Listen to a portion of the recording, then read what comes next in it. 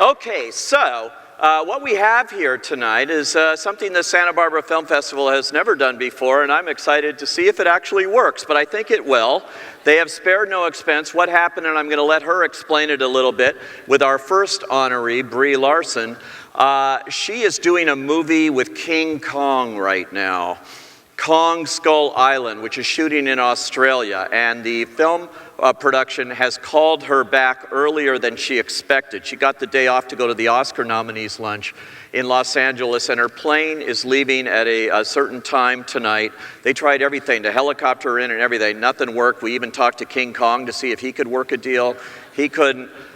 So this is so great. Brie insisted on being here, and she has found a way. So we are going to welcome right now Brie Larson via Skype from somewhere in Los Angeles. There she is. Hey, Brie. Hi. Is it working? Hey. Welcome to the Santa Barbara Film Festival. Can you hear us? Can you hear me? I can be here. Yeah. So you're on your way later tonight.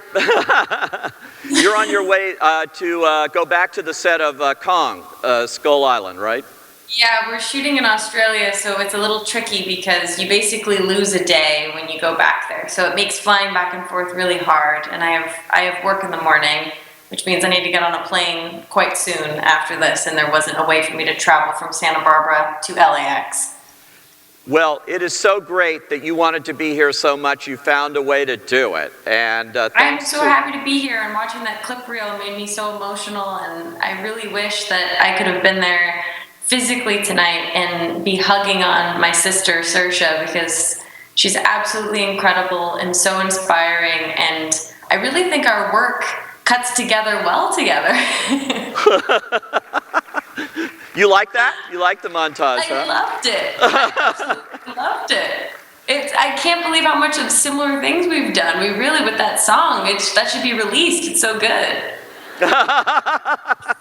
It's amazing, too. Here you both find yourself nominated for the Oscars and every other award this year, and you've both been getting such acclaim, so it's great. And I know you're really good friends, because I've seen you together, and you can't even tear you two apart, really. No, we don't want to be torn apart. Please don't. Well, let's talk a little bit about you, because both of you have found success at a very young age, but you've been, like in my introduction, you've been in the business like 18 years now. This has been a lot of work. Yeah, it's been a really long time. I mean, started auditioning when I was 6 or 7 years old, and 26 now. So, I mean, working for maybe, 18 years, but auditioning and at this for about 20.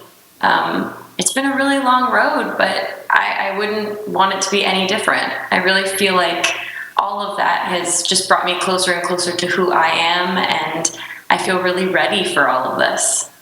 The astounding thing that I found out is you were the youngest, and still the youngest person ever accepted into the ACT, the American Conservatory Theater in San Francisco. Am I still the youngest? You are, at 6 years old, you can't get much younger to get in a theater company. I mean, I don't know. I thought for sure there was like some sort of freak 3-year-old that got in. It's pretty amazing. Why did you know at that age, and how did you wind up in that kind of esteemed company at that point? I don't really know how I knew. It's a weird thing to have. Like, my memories at that age are so sort of sporadic, but I remember having an interest in film at a really early age. I was like a sponge, and so I was just picking up movies so quickly, and my mom couldn't keep up with me. She'd let me go to the video store and rent a movie every week, and even that wasn't enough to satiate my hunger, and so I started digging through and finding she had a VHS of Fried Green Tomatoes and Gone with the Wind, and those ended up being my 2 favorite movies as a kid, and I would run around the house doing impressions, but at the same time I was incredibly shy and was afraid even at school. School made me really nervous. And so when I told my mom at 6 that I knew what my dharma was and it was to be an actor, it was very jarring for her. And she thought that I was just repeating something that I had heard on TV. And I just wouldn't stop talking. I just kept pestering her about it. And after, I guess, a couple months of it, she said that if I took acting lessons once a week for a year, that she would consider getting me an agent. And within that year, I was doing local plays, and it kind of took off. And it's been the weird dichotomy of my life, this shy kid, but this desire to be on stage. Being on stage was comfortable, but a one-on-one conversation was always really difficult. And then you got on camera. Now, is this true? Your first gig was playing Malibu Mudslide Barbie on The Tonight Show with Jay Leno?